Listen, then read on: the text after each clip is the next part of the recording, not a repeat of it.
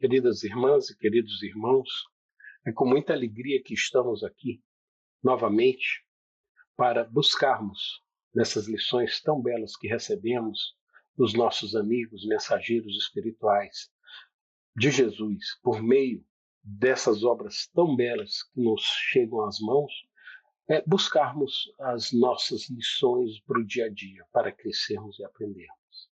E assim, nessa alegria, vamos começar nosso ambiente de hoje, harmonizando o nosso ambiente com uma belíssima mensagem de Bezerra de Menezes, psicografada por Divaldo Franco, no livro Jesus e Nós, onde ela se chama Convite de Urgência.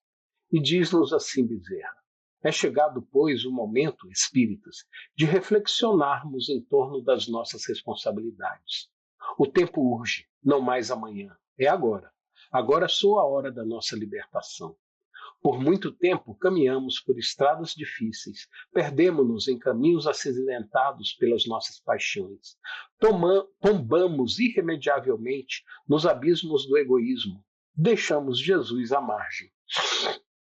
Comprometemo-nos a servir, abraçados aos ideais de solidariedade. E, de imediato, jugulados ao câncer das paixões, mudamos de atitude. Que temos feito de Jesus, meus filhos? Utilizamo-nos da sua presença de Cordeiro de Deus para nos erguermos a posições efêmeras e enganosas, longe do serviço de construção do mundo íntimo.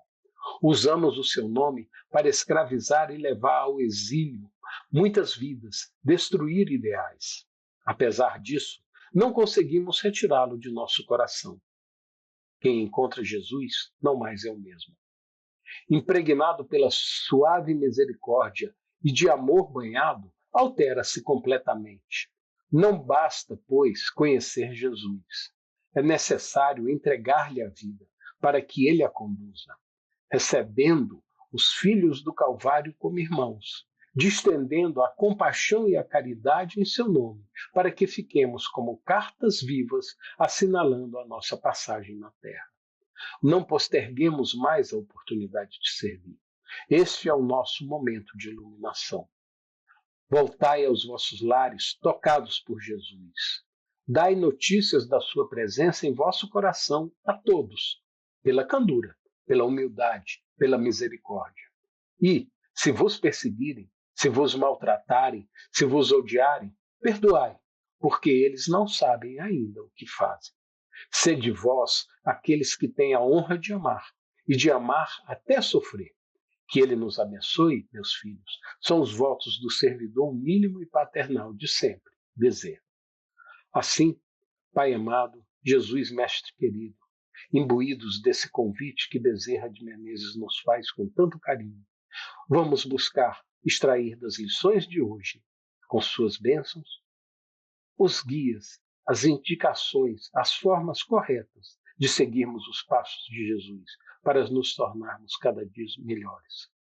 Assim, pedindo permissão aos guias e mentores espirituais dessa casa, a Jesus, nosso mestre e irmão, e ao nosso Pai, bondoso e carinhoso acima de tudo, pedimos permissão para iniciar nossos estudos agora, dizendo graças a Deus e graças a Jesus. Que assim seja. Queridas irmãs e irmãos, dentro dessa nossa trajetória de aprendizado, hoje nós vamos tratar do livro Sol nas Almas, a lição número 15, cujo título é 1 Minuto. Esse livro foi escrito em 1964 por André Luiz, sob a psicografia de Valdo Vieira. E, para entender o espírito da obra que nós vamos aqui conhecer, a gente vai lá para o introito dela, onde Emmanuel nos elucida que Sol é a base de nossa existência e, portanto, todas as construções terrestres lhe reservam lugar. E continua Emmanuel nos ensinando que, pensando nisso, André Luiz, com muita felicidade, compara a doutrina espírita, cristianismo redivivo, a Sol nas Almas. E se Sol é vida e luz, o Espiritismo é amor e verdade, ambos vertendo a jorros de vitalidade e calor das esferas maiores. Por fim, Emmanuel, agradecendo a André Luiz a dádiva deste livro que agora estudamos, ora, exorando a Jesus. Compadece-te, sim, de nós, Jesus, e fazes sol em nossas almas. Ilumina-nos com a tua palavra e restaura-nos as energias em tua bênção. Guarda-nos em teu infinito amor e permite-nos a alegria de continuar trabalhando, sob a tua inspiração, ouvindo-te a cada passo a promessa inesquecível. Quem me segue não anda em trevas. E assim, iniciando nossos estudos, que vemos na lição de hoje, 1 minuto, André Luiz a nos dizer que a conduta indica a orientação espiritual da criatura. Ou seja, da forma que nós nos comportamos, aí está transparente o que nós espiritualmente nos comprometemos, os nossos valores espirituais. E diz mais, André Luiz, que surge o ideal realizado consoante o esforço de cada um. Se nos esforçarmos, nós vemos crescer e surgir o ideal que a gente idealizou. Amplia-se o ensino conforme a aplicação do estudante, ou seja, quanto mais nos aplicarmos, mais nós teremos o ensino gravado em nós. E alerta com muito precisão, com muita sabedoria. Eternidade não significa inércia, mas dinamismo incessante. O caminho é infinito. E quem estabelece a rota nesse caminho infinito, nessa viagem, é o viajor. Nós estabelecemos nossa rota nesse caminho infinito. E, portanto, ele nos diz, continua, pois, em marcha perseverante, gastando sensatamente o tesouro dos dias. O que nós estamos fazendo com isso que a gente recebe todo dia? Como que nós estamos gastando? Cada minuto que passa, ele não volta, então ele gastou. E diz ele que em 60 segundos a lágrima pode transformar-se em sorriso, a revolta em resignação e o ódio em amor. Nessa mínima parcela da hora, liberta-se o espírito do corpo humano, a flor desabrocha, o fruto maduro cai da árvore e a semente inicia a germinação da energia latente. E isso faz a gente lembrar daquilo que Chico dizia, né? Nós não podemos mudar o passado, mas nós podemos agora, nesse instante, nesses 60 segundos, construir um futuro diferente do que a gente vinha construindo. Vamos construir esse futuro? Vamos fazer isso? E aí a gente pensa, sim, mas aí é dinamismo. Nós somos eternos, um dia nós vamos chegar à perfeição, pode ser mais cedo ou mais tarde, tudo depende do nosso esforço, mas como nós vamos fazer isso? Aí tem uma questão muito interessante no Livro dos Espíritos que Kardec fez, lá no capítulo 10. Ele pergunta assim, na questão 573, em que consiste a missão dos espíritos quando encarnados? Ou seja, nós estamos aqui, né? Queremos aprender, queremos melhorar, mas o que a gente tem que fazer aqui, né? E aí os espíritos dizem o que a gente tem que fazer. Instruir os homens. Instruir nossos irmãos, ajudar nossos irmãos. Ajudar em seu adiantamento, ajudar que os outros adiantem. Assim a gente vai estar se adiantando.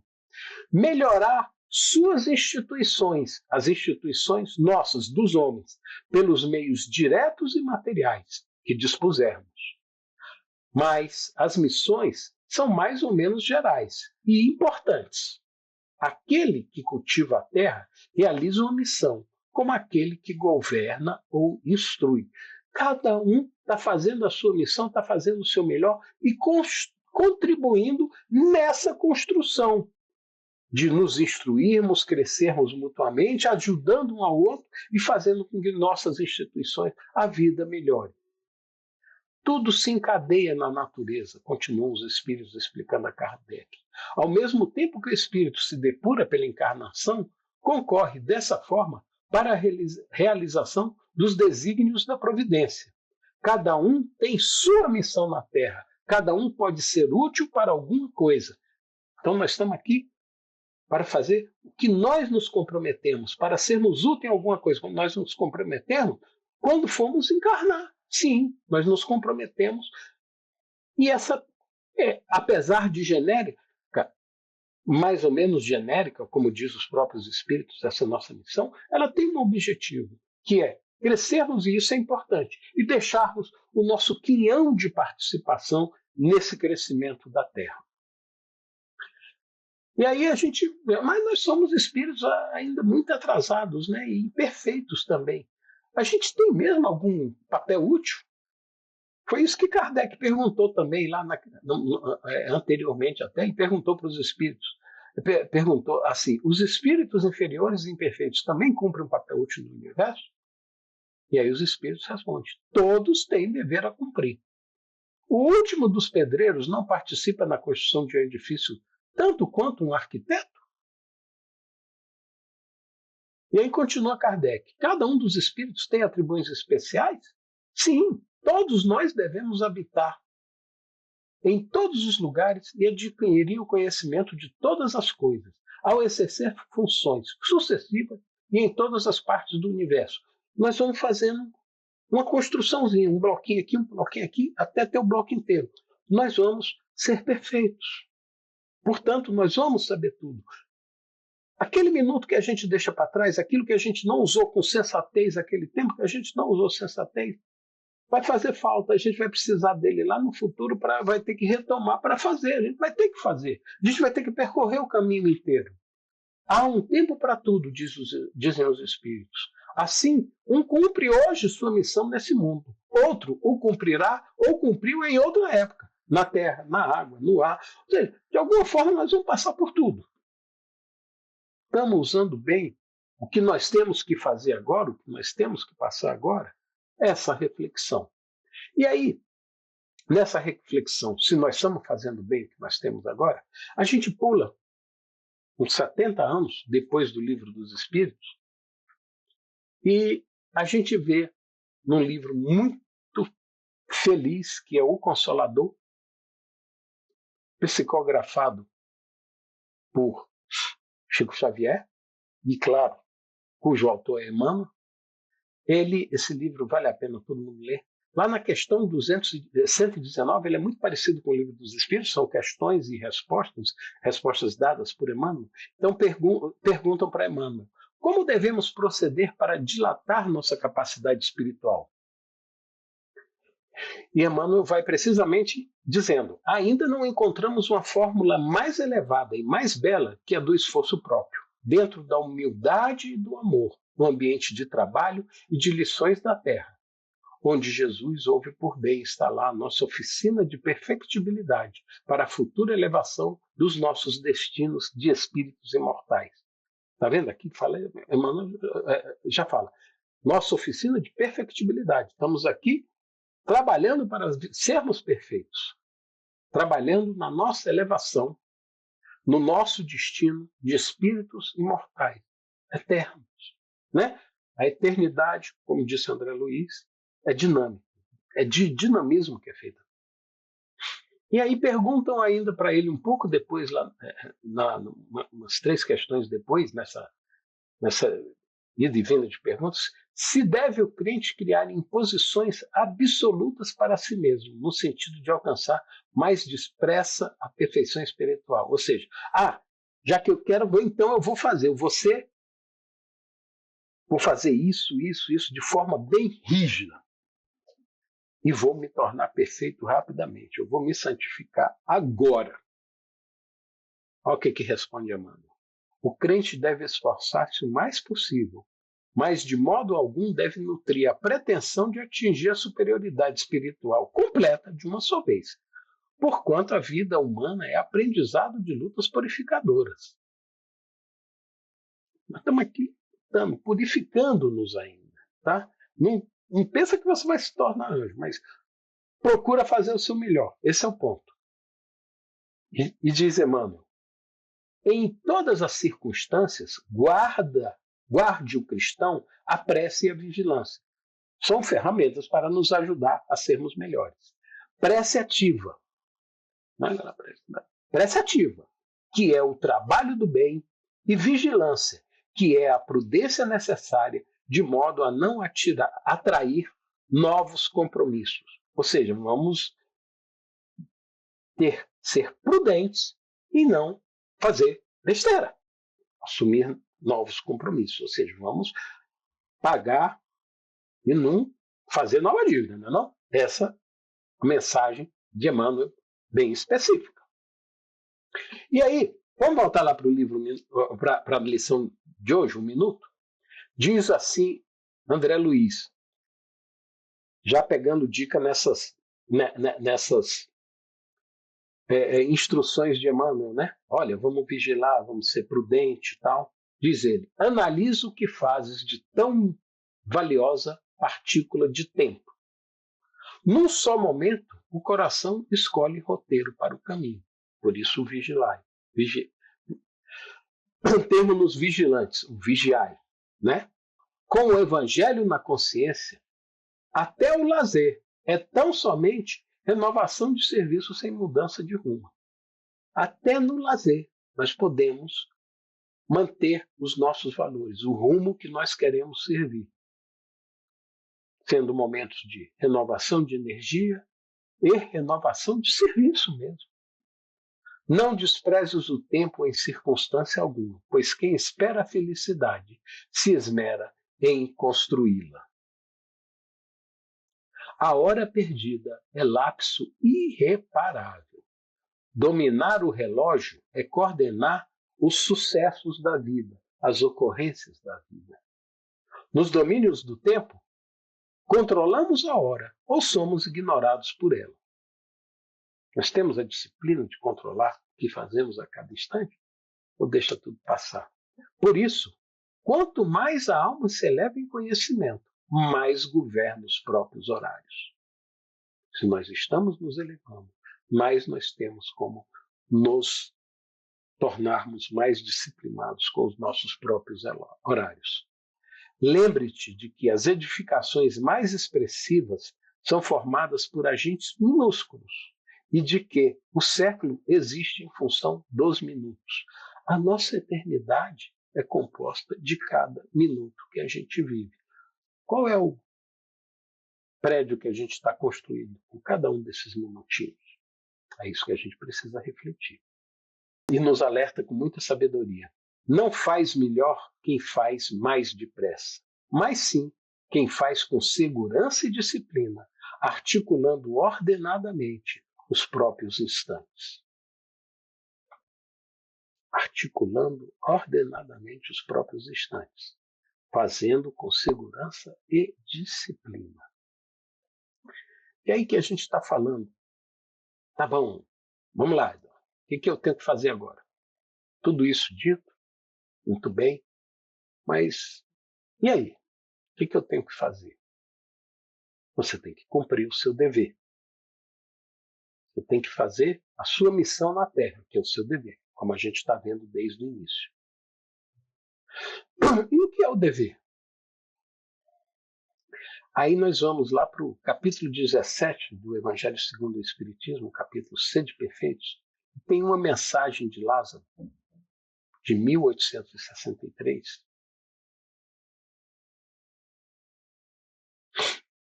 que fala do dever. E é uma mensagem belíssima que diz o seguinte: o dever é a obrigação moral da criatura para consigo mesma, primeiro, e em seguida para com os outros. O dever é a lei da vida. Lembra que a gente viu que a nossa missão era instruir os homens, ajudar em seu adiantamento? Ou seja, o dever é a nossa obrigação moral para consigo mesmo, para com nós mesmos, primeiro, mas logo em seguida para com os outros. Então, nós temos que o nosso dever é com o nosso próximo também. Nós temos que ajudar, nós temos que nos instruir, ajudar a instruir o nosso homem, ajudando em seu adiantamento. Como vimos lá antes, né? No Livro dos Espíritos, lá no início. E é claro que aqui Lázaro está falando apenas do dever moral. Embora o dever das profissões sejam altamente qualificativos e necessários em nossas vidas. Mas o raciocínio dele vai no âmbito do dever moral. É uma belíssima mensagem, que eu não vou ler toda, é claro, mas que tem alguns passos que a gente pode pensar dela ainda e que será muito útil para as reflexões que nós estamos aqui fazendo. Diz-nos Lázaro que o dever íntimo do homem fica entregue ao seu livre-arbítrio. Claro, nós que dizemos assim, vamos não cumprir o nosso dever, que é o nosso dever, lembrando, nossa obrigação moral conosco mesmo e com os outros. Instruir os homens, ajudar em seu adiantamento, ou seja, fazendo.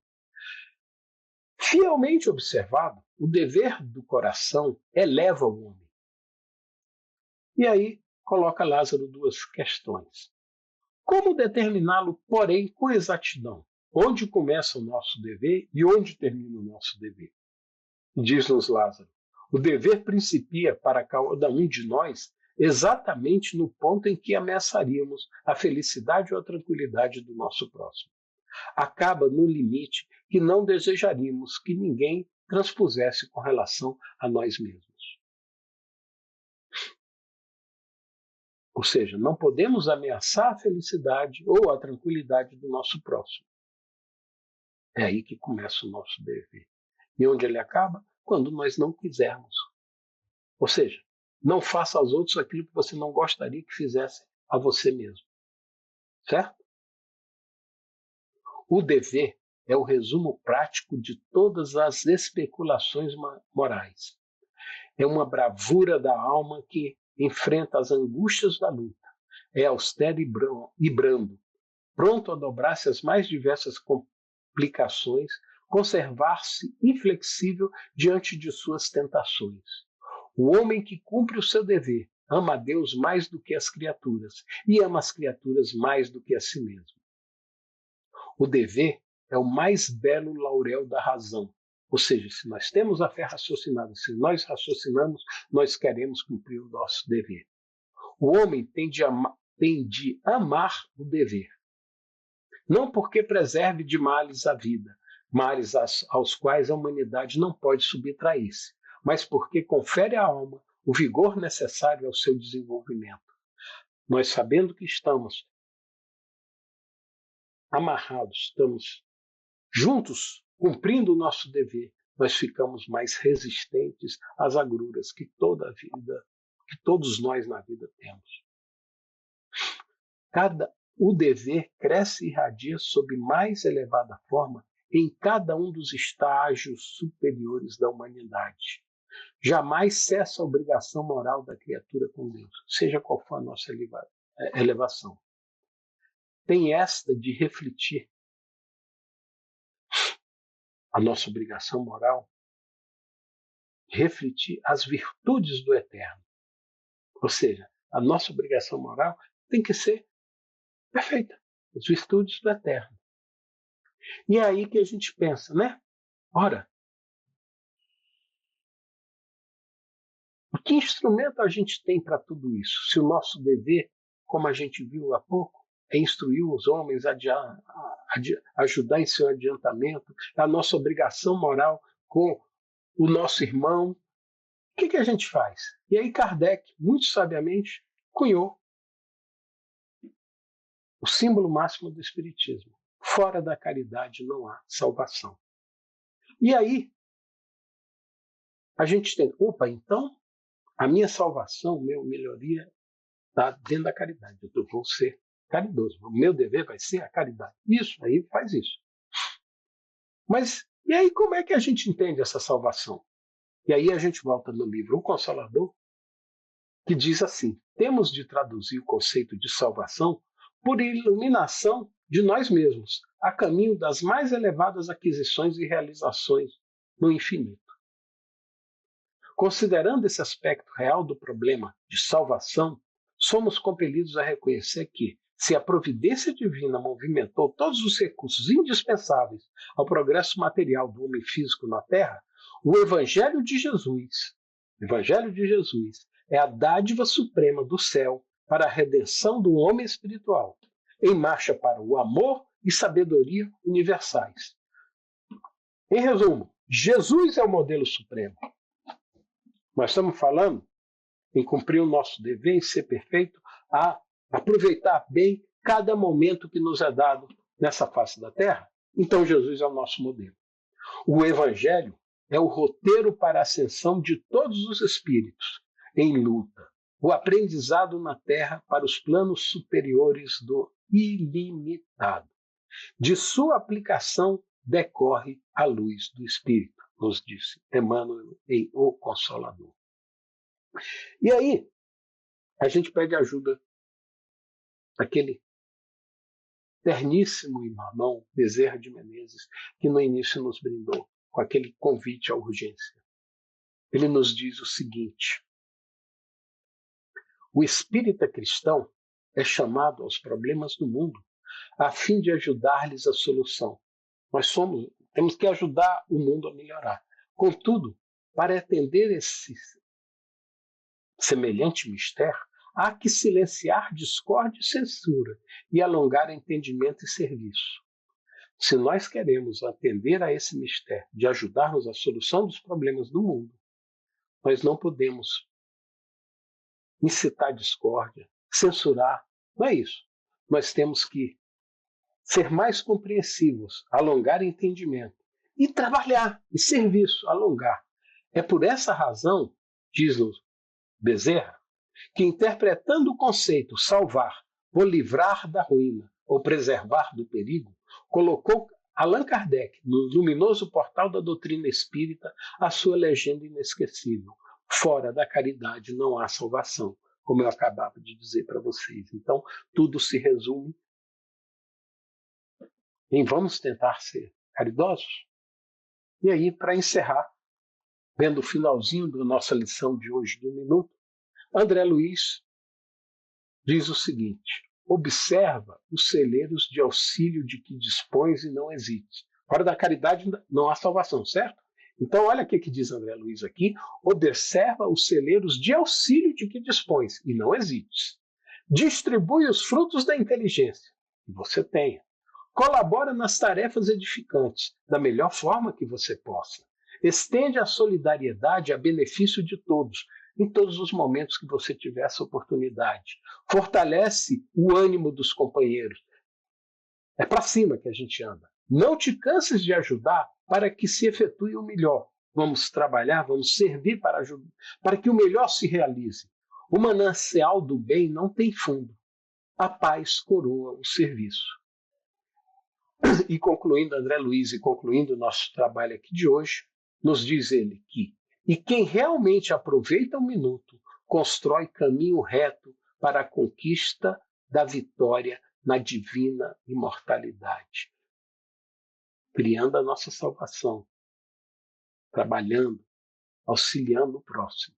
É assim então, irmãos, queridas irmãs, que nós temos, de forma bastante clara, bastante evidente, mais uma vez, em mais uma lição, um convite para trabalharmos pela nossa salvação, trabalharmos no nosso caminho de melhoria íntima, de reforma íntima, como? Pela ação no auxílio ao próximo, em todas as circunstâncias, no nosso trabalho, na rua, numa viagem.